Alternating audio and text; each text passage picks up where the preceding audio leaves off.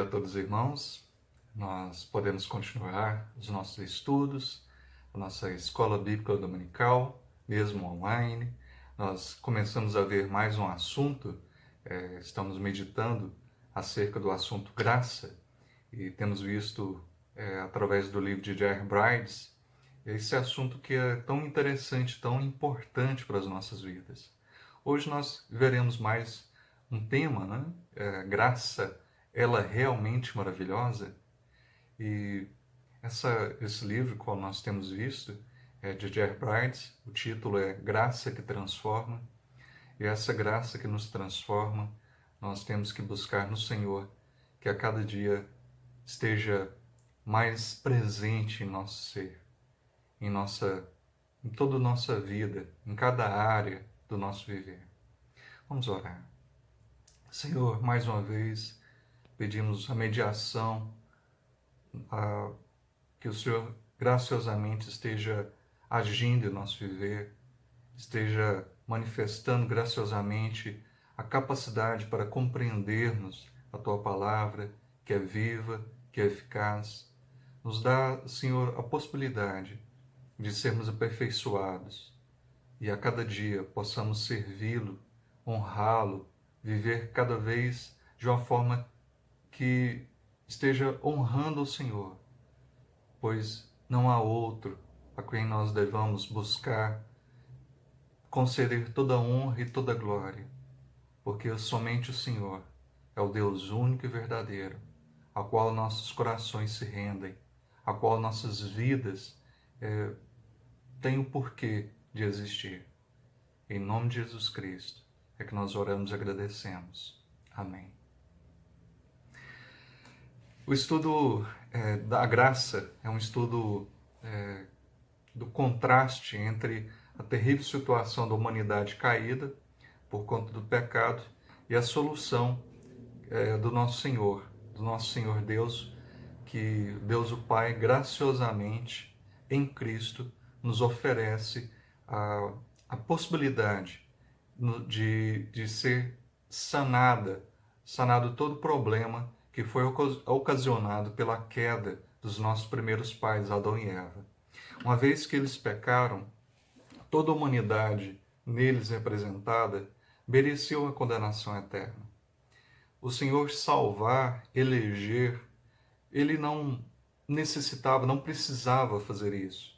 Ele não era obrigado a fazer isso, mas livremente assim o quis, pela sua livre vontade, pelo seu amor, pela sua misericórdia, demonstrando ser um Deus santo, mas também demonstrando várias das outras características do seu caráter. Vimos anteriormente que todos nós somos culpados, incapazes e necessitados da graça de Deus. Então nós todos carecemos, nós todos pecamos. Romanos 3, verso 23, pois todos pecaram e carecem da glória de Deus. Todos. Não existe ninguém, a não ser nosso Senhor Jesus Cristo, que veio a esse mundo sem pecado e não pecou jamais. Mas nenhum outro. Todos nós pecamos, pois realmente temos não só a culpa que havia ali sobre nossos primeiros pais e recaiu sobre nós, da culpa da desobediência, mas também o pecado afetou toda a natureza humana. E assim os nossos corações são corruptos e tendem sempre a buscar aquilo que é contrário à vontade perfeita do nosso Senhor. Em primeiro lugar, a nossa falência e o remédio de Deus. Paulo contrasta a brilhante graça de Deus contra o pano de fundo escuro do pecado na humanidade em várias passagens bíblicas. E Paulo ele retrata essa condição tão terrível nossa e demonstra a mudança maravilhosa que a graça de Deus nos trouxe.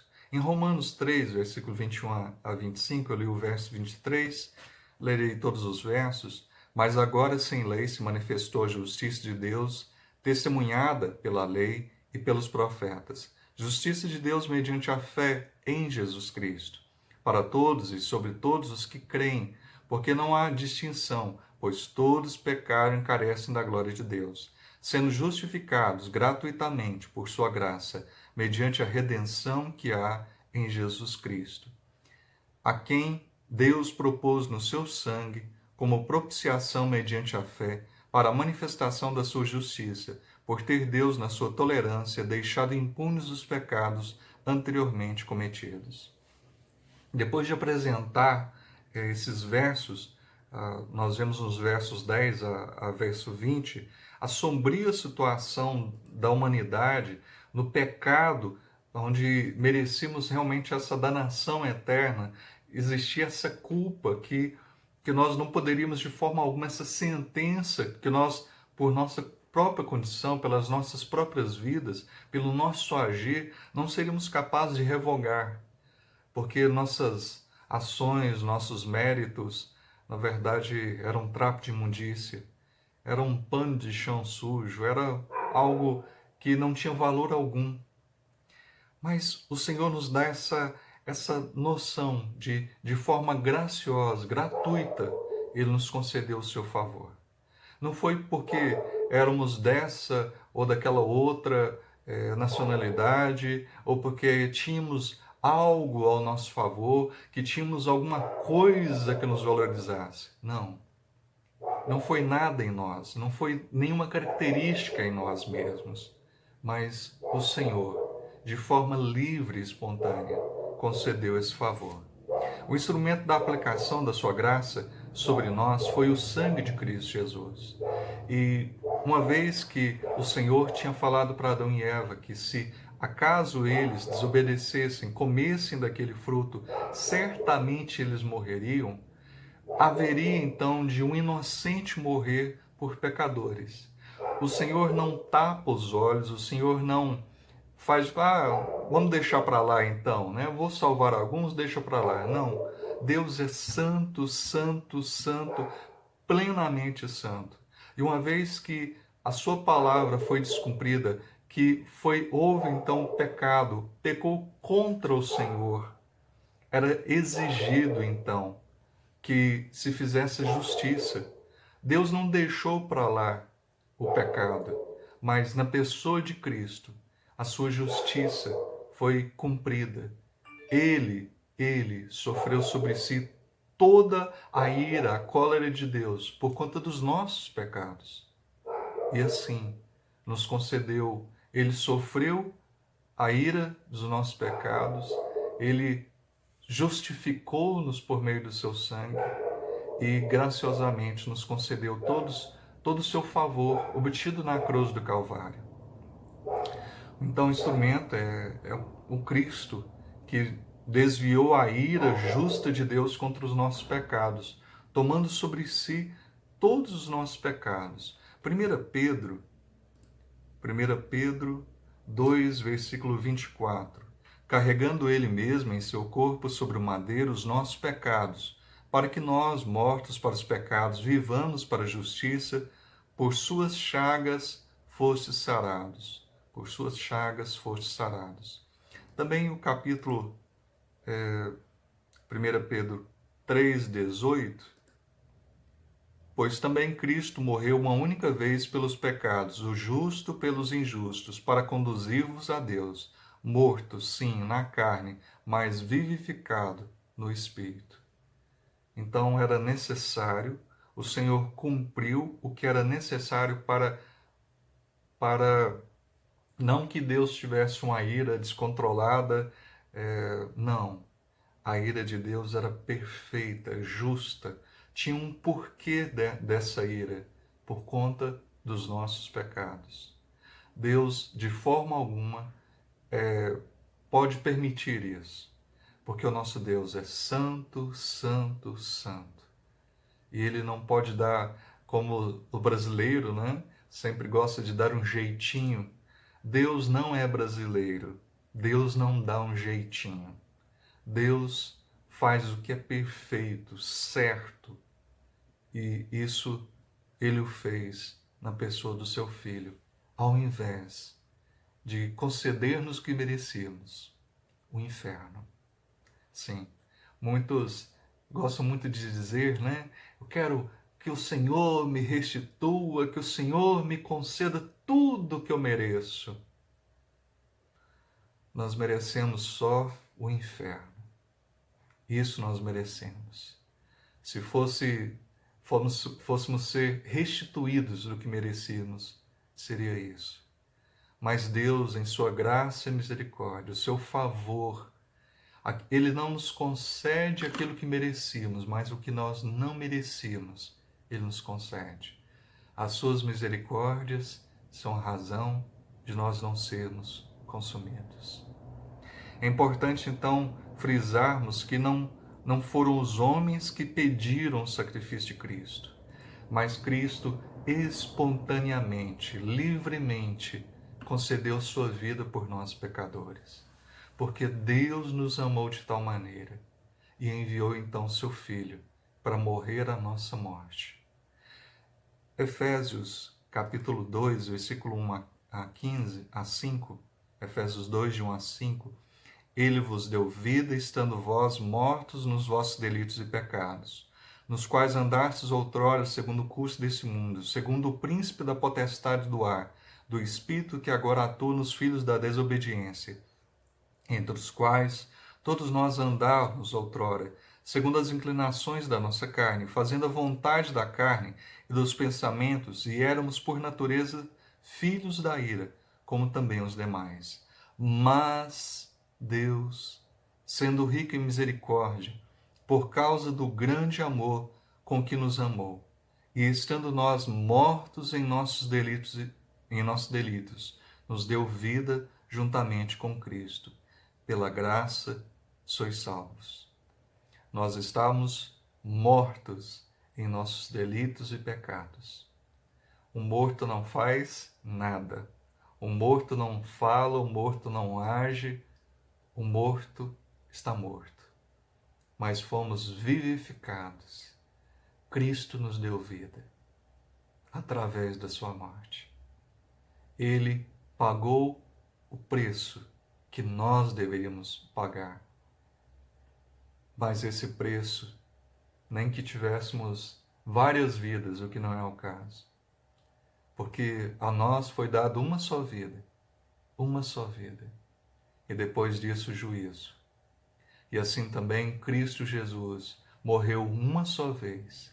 E o seu sacrifício foi perfeito, pleno, para perdoar todos os nossos pecados, de todos os seus cordeiros, em todos os tempos, até que ele venha, segunda vez. Paulo apresenta então essa tripla escravidão. O homem está ali sujeito a Satanás, ao mundo, à sua própria carne, esses inimigos, essa escravidão, então, que a natureza humana pecaminosa está fadada, está ali, que sucumbe a esses inimigos. Essa escravidão é definida no verso 1 como a morte nos delitos e pecados. Mas existe algo maravilhoso. Existe um mas. Mas Deus. Mas Deus. Mas Deus, sendo rico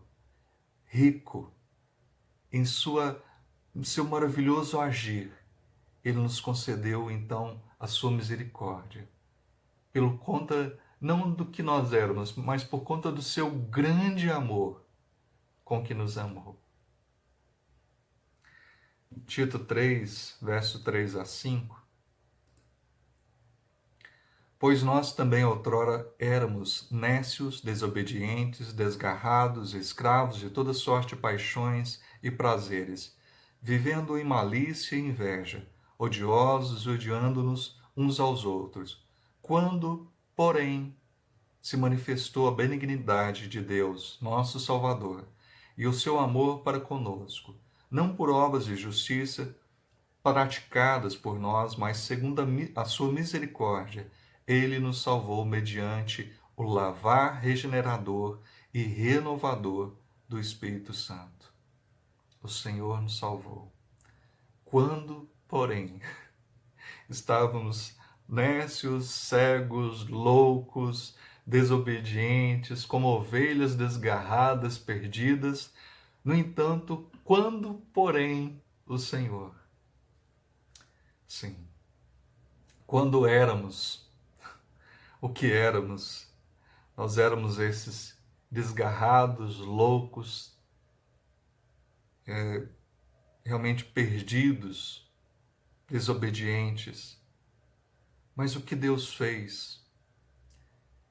Então ele diz: quando, porém, a benignidade, o amor, a misericórdia e a ação do Espírito Santo, essas características da graça justificadora do nosso Senhor, a graça, essa graça do nosso Senhor, por causa de Cristo, Deus estende graciosamente, de forma completa, o seu perdão sobre nós. Em Cristo, por Cristo. A graça retratada no Antigo Testamento. Nós vemos também a graça no Antigo Testamento. A graça já é anunciada e a graça já é percebida. Tanto no Novo quanto no Antigo Testamento as pessoas eram salvas pela graça e nós somos salvos pela graça. Ah, mas como? Jesus não tinha vindo ainda no Antigo Testamento? Sim. Nós cremos naquele que veio, Cristo Jesus. Eles criam naquele que haveria de vir, que estava para vir. Por isso, todas aquelas cerimônias e rituais, todos aqueles sacrifícios simbolizavam, tipificavam a pessoa do nosso Senhor, do nosso Salvador. Eles criam no Messias, no Salvador, que estava por vir, o Cordeiro de Deus, que viria em favor deles. Salmo 103, verso 12. Salmo 103, verso 12. Quando dista o Oriente do Ocidente, assim afasta de nós as nossas transgressões. E se nós pararmos para pensar, como que pode o Ocidente do Oriente, eles nunca se encontram. E essa é a característica. Assim como tem esses dois elementos que foram elencados aqui, colocados às nossas mentes. Esses dois polos extremos que nunca se encontram. Os nossos pecados deixam de ser contabilizados no tratamento de Deus para conosco. Salmo 103, 10. Não nos trata segundo os nossos pecados, nem nos retribui consoante as nossas iniquidades. Ele não nos concede aquilo que merecíamos. Não nos retribui de conformidade com o que nós merecíamos. Mas Ele nos concede algo que nós não merecíamos. E nos concede maravilhosas bênçãos que de forma alguma, deveríamos receber. Como isso é possível? Pela graça. Mediante o sacrifício de Cristo, Deus satisfez inteiramente a sua justiça. A sua justiça foi plenamente concedida, foi plenamente ali satisfeita na cruz do Calvário. E o Senhor nos concedeu então o amor. Ali na cruz vemos plenamente tanto a justiça de Deus como o amor de Deus. A justiça em Cristo morrendo por nós pecadores. E seu amor. Cristo morrendo por nós pecadores. Uma justiça sendo satisfeita, mas uma demonstração, a maior demonstração de amor de todas. O seu Filho único, unigênito, que a tal ponto o Senhor nos amou, que enviou a Ele, Ele que se fez carne, se humilhou como servo humilde, sofredor, se colocou ali rumo à cruz, negando todas as tentações do maligno, que ofereceu tantas coisas, se adorasse ao Satanás, ofereceu bens, ofereceu um jeito fácil, mas não. O Senhor não escolheu o jeito fácil. não ofereceu os seus joelhos a outros deuses. O Senhor amou sempre e obedeceu sempre, a todo custo, a Deus o Pai.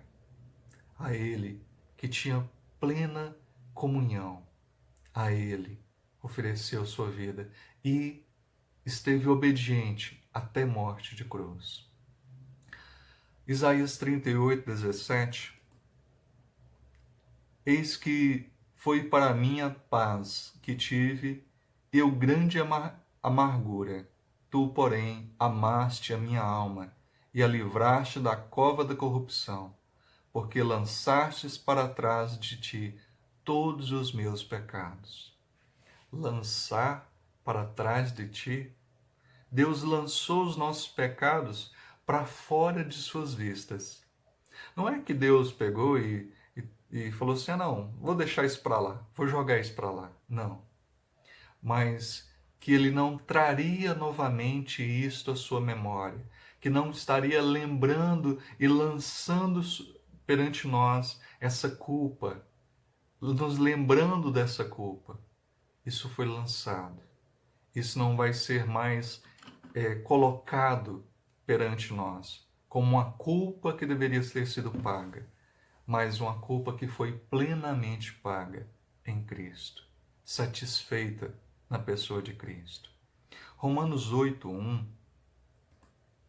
Agora, pois, já nenhuma condenação há para os que estão em Cristo Jesus. Nenhuma condenação há. Todos os pecados foram lançados de diante dos olhos do Senhor. Hebreus 12, versículos 7 e 8. É para a disciplina que perseverais. Deus vos trata como filhos. Pois que filho há que o pai não corrige? Mas, se estáis sem correção, de que todos se têm tornado participantes, logo sois bastardos e não filhos. O Senhor nos trata como filhos. Em Cristo Jesus nós fomos adotados. Nós fomos enxertados na videira que é Cristo. Nós fomos colocados nessa família real. Somos filhos do reino de Deus. Somos súditos desse reino maravilhoso. E nós temos um futuro glorioso, maravilhoso, que nos aguarda. Podemos passar por diversas situações nesse mundo. Podemos passar uma vida muito angustiante, mas um áureo, maravilhoso futuro nos aguarda, os quais nem olhos viram, nem nenhuma mente pode imaginar. Nós não podemos nem imaginar o que nos aguarda. Nós não podemos conceber essa glória que nos é reservada. Continuando, lançando no mar, Miqueias 7:19, tornará a ter compaixão de nós, pisará aos pés as nossas iniquidades e lançará todos os nossos pecados nas profundezas do mar. Olha só, mais uma demonstração, mais uma expressão desse perdão, dessa graça para com nós, filhos do Senhor. Quando ele pega e fala em Miqueias que toma esses pecados e lança na profundeza do mar. E certo autor disse, e coloca uma plaquinha lá, proibido pescar. Sim. Ele não toma mais, como eu mencionei, ele não tem um caderninho, uma lista negra dos nossos pecados e está ali anotado e os traz à tona. Não. Ele nos perdoa.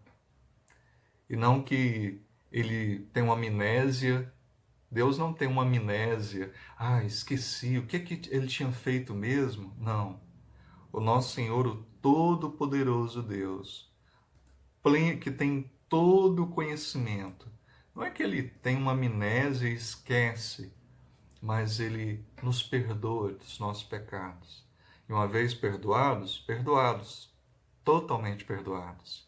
Se confessarmos os nossos pecados, Ele é fiel e justo para nos perdoar os pecados e nos purificar de toda injustiça. 1 João, capítulo 1, versículo 9. De toda. Ah, mas eu tenho muitos pecados. Todos os nossos pecados. Ah, mas são muito grandes. Todos os nossos pecados, independentes, o Senhor pode purificar. O Senhor pode nos perdoar. Apagando do documento, Isaías 43, versículo 25. Isaías 43, versículo 25, eu mesmo sou o que apago as suas transgressões, por amor de mim, e dos teus pecados não me lembro. Quem é que perdoa? Deus. Porque quando nós pecamos contra Ele. E quem é que pode nos perdoar? Ah, quando nós oramos o Pai Nosso, perdoa as nossas dívidas. Nós pecamos contra o Senhor. E somente Ele pode nos conceder o perdão. Nenhum iluminismo, pietismo, nada nesse mundo. Nenhuma uma psicologia, uma psiquiatria, nada nesse mundo pode nos perdoar, a não ser o nosso Deus. Deus pode nos perdoar. Não é um agir, não é uma estética, não é um ritual, mas Cristo. Eu não vivo uma vida piedosa para ser salvo, mas eu sou salvo. Por isso eu vivo uma vida piedosa, uma vida em santidade, uma vida que agrade ao Senhor. Uma vida que eu busco a cada dia, que pela graça, pelo favor de Deus, pela ação do Espírito Santo, que ilumina os meus olhos, que me dá a capacidade para compreender a sua palavra, que quebranta o meu coração, meu duro coração, para assimilar com a minha mente, para amar com o meu coração, para viver com todo o meu ser a vontade do Senhor. Sim, Ele apaga. Romanos 5, 10 e 11. Porque se nós, quando inimigos, fomos reconciliados com Deus, mediante a morte de seu Filho, muito mais estando já reconciliados, seremos salvos pela sua vida. E não apenas isto, mas também nós gloriamos em Deus, por nosso Senhor Jesus Cristo, por intermédio de quem recebemos agora a reconciliação. Em Cristo nós fomos reconciliados. Nós que tínhamos nos tornado inimigos de Deus, que o Senhor fez então ali, Adão foi feito ali segundo, né, a imagem do Senhor. Ele faz Adão, o homem, o ser humano, de uma forma toda especial, a sua imagem e semelhança. Ele capacita o homem de uma forma maravilhosa.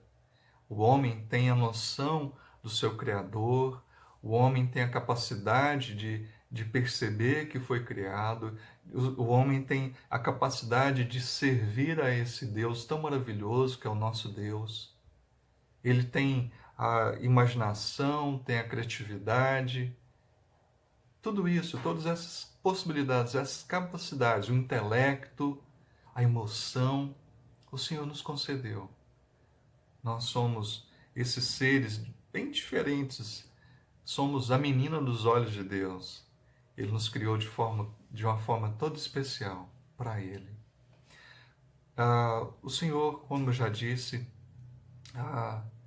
Ele então nos livra de todas as acusações. Não que Ele pegue e rasgue ali porque fala assim, eu vou deixar passar, ou porque alguém esteja tentando suborná-lo com alguma coisa. Sim. Senhor, pastor, mas tem gente que tenta subornar Deus? Com certeza. Senhor, olha, eu tenho feito isso, aquilo outro. Senhor, olha só minha vida. Olha só, tenho sido uma pessoa boazinha, tenho dado esmolas, tenho ido à igreja, tenho feito algumas orações. Senhor, eu sou uma pessoa boa, eu não mato, não roubo. Fez mais que obrigação. E por nada que façamos, seremos salvos. Somos salvos pelo que Cristo fez e não pelo que nós façamos. Somos salvos por uma justiça que foi plenamente satisfeita. Não somos justos, nós somos justificados. Sim. Quando Deus olha para nós, Ele vê o que Cristo fez por nós. Fomos purificados, santificados pelo sacrifício de Cristo na cruz. Fomos remidos, comprados. Nós que éramos escravos do pecado, fomos libertos dessa escravidão. A culpa, a sentença que estava sobre nós foi quitada, foi sanada. Teletestai, está quitado, está pago. Foram as palavras do nosso Senhor, lá na cruz do Calvário. O que foi quitado? O que foi pago? Os nossos pecados. Foi consumado, foi plenamente satisfeito o que era necessário para que fosse nos concedido a justificação. Cristo sofreu a condenação. Nós recebemos a sua justiça. Cristo sofreu a morte. Nós recebemos a vida. O Novo Testamento está repleto de afirmações sobre o perdão de Deus a nosso favor. Colossenses capítulo 1,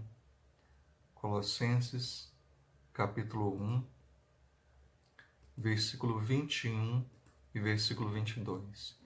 E a vós outros também, que outrora éreis estranhos e inimigos do entendimento pelas vossas obras malignas, agora, porém,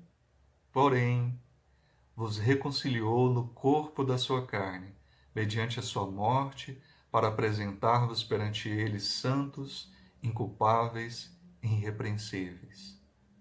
Nós podemos nos colocar perante Deus porque fomos, então, santificados, fomos colocados inculpáveis, irrepreensíveis, porque Cristo foi aquele que interviu, o nosso sumo sacerdote.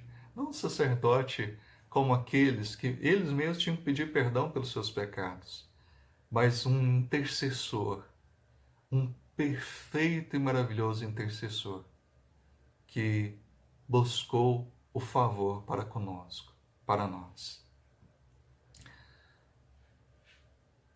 Graça a outros. A graça que recebemos deve ser partilhada com outros. É claro que não conseguimos fazê-lo como Deus faz conosco, mas podemos nos relacionar mutuamente como pessoas que receberam a graça e desejam expressá-la, agindo de acordo com seus princípios. A parábola do servo infiel nos ensina claramente ali que o perdão que recebemos deve ser partilhado ao perdoarmos os outros. Mateus 18, versículo 23 a 34, fala dessa parábola do servo infiel. O Senhor é gracioso, o Senhor é bondoso e isso deve ser compartilhado. Assim como temos uma fonte e essa fonte devemos pegar e compartilhar daquela fonte. Olha, venham, bebam, saciem a sua sede. E não pegar e começar a cobrar ali alguma coisa. Não, essa fonte aqui, essa fonte está livre. Não, vamos cobrar pedágio nessa fonte, vamos cobrar uma taxa de utilização dessa fonte, ou então o litro aqui que tiraram dessa fonte para matar a sede. Não. O Senhor graciosamente concedeu e graciosamente temos que transmitir. Temos que falar da graça de Deus a outras pessoas. O Evangelho são é as boas notícias da salvação em Cristo. As boas notícias. Nós temos transmitido essas boas notícias, nós temos falado desse grandioso, maravilhoso amor, nós temos demonstrado graça para com o próximo, porque o Senhor demonstrou graça para conosco. Nós que éramos inimigos, nós que estávamos perdidos, nós que nada possuímos para mudar essa triste realidade. Antes, Efésios 4:32, antes, sede uns para com os outros, benignos, compassivos, perdoando-vos uns aos outros, como também Deus em Cristo vos perdoou. Uma vez que Deus nos perdoou, uma vez que Deus demonstrou misericórdia, graça, nós devemos demonstrar isso para com o nosso próximo. Nós devemos transmitir através dos nossos lábios, com as nossas palavras, mas também através do nosso ser, através das nossas ações, das nossas atitudes. Devemos transmitir essa maravilhosa, essa bendita graça do nosso Senhor e Salvador. Sim, uma graça que transforma. E nós somos agentes transformadores. Nós que somos o bom perfume de Cristo, nós que somos vasos de barro, em qual tem esse tesouro maravilhoso. Sim, nós devemos levar a palavra do Senhor a todos aqueles que estão ainda em trevas, como um dia nós estivemos em trevas, perdidos, como um dia nós estivemos perdidos. Devemos levar salvação para aqueles que estão fadados à condenação, vida para aqueles que estão mortos. Nós somos responsáveis. Nós devemos transmitir graça a todos aqueles que nos rodeiam. Deus abençoe. Um ótimo dia e até a próxima oportunidade. Até lá. Tchau, tchau.